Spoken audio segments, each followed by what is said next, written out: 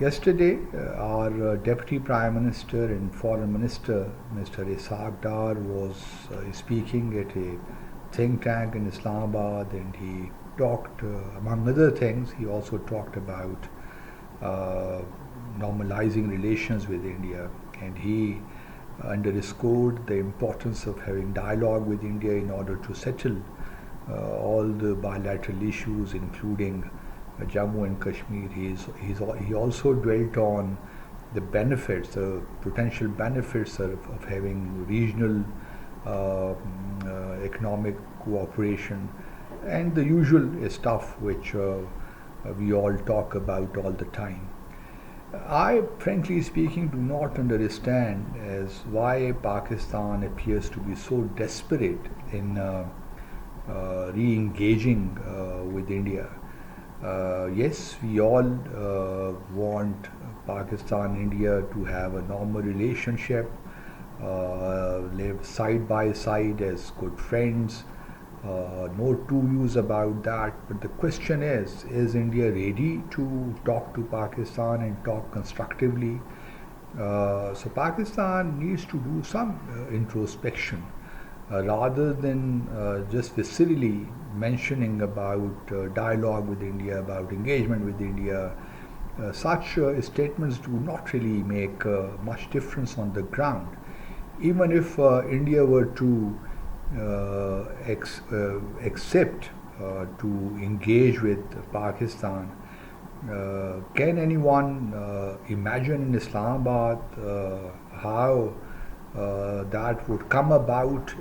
What I'm trying to say is that it is important to first of all be very clear as to what would be the terms of engagement, because we have, in the past too, we our bilateral engagement though did yield some positive confidence building measures, but the core dispute we could not really make. As far as the core dispute is concerned, we could not make any headway, we could not make any tangible irreversible progress.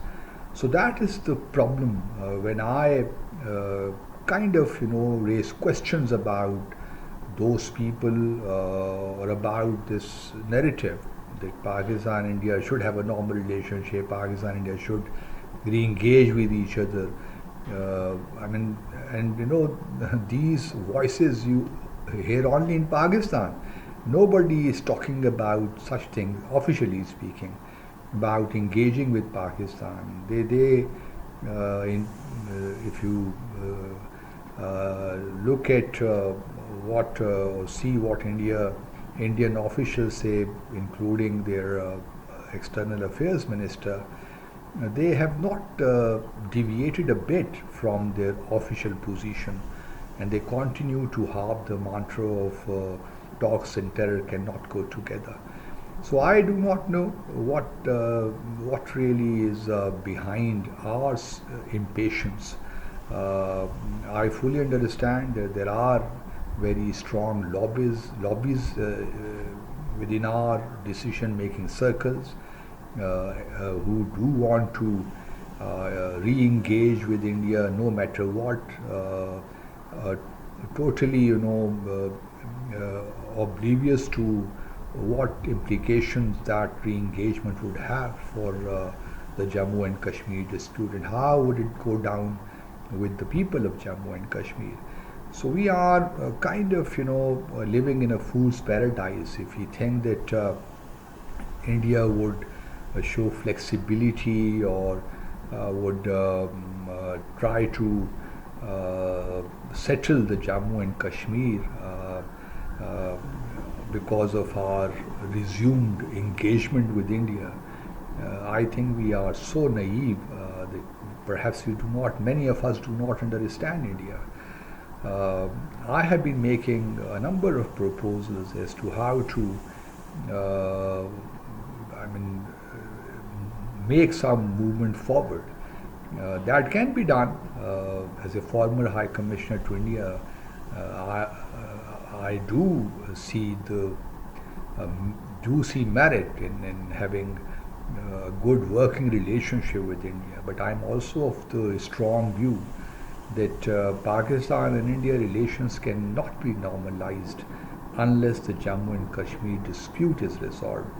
That to me is a sine qua non for having an irreversible uh, good relations with India. Without that, it's all we will continue. Pakistan will continue showing more and more flexibility, and in the process, we will be losing more and more ground on Jammu and Kashmir. Rest assured, because of our own mistakes in the past, diplomatic faux pas, we have already lost much ground on Jammu and Kashmir.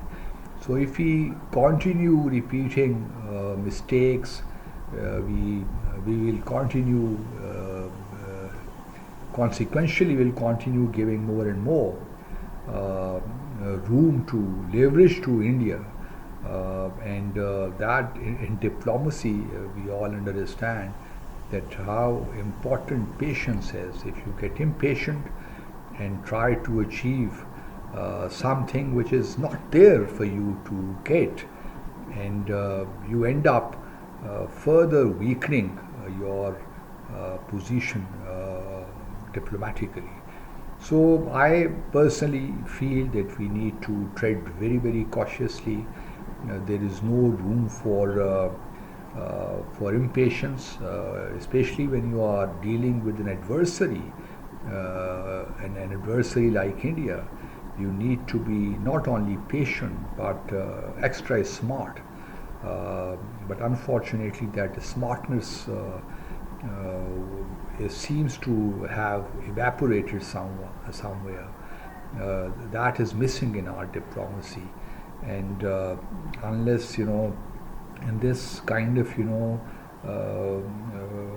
vertiguous swings in our policy, in our diplomacy, does not really make much sense. Rather, it is counterproductive in my view. So I sincerely hope that our decision makers would be more careful in future, rather than making or expressing their desire to re-engage with India. We can formulate our position in a far better way. I wish someone could approach me. I can always tell them how to go about it, but there is no desire, at least I do not see that desire in the government in the present dispensation, to consult and to come up with plausible, tenable, workable formulations, which do not, we should ensure that they do not further weaken our position on Jammu and Kashmir. Thank you very much.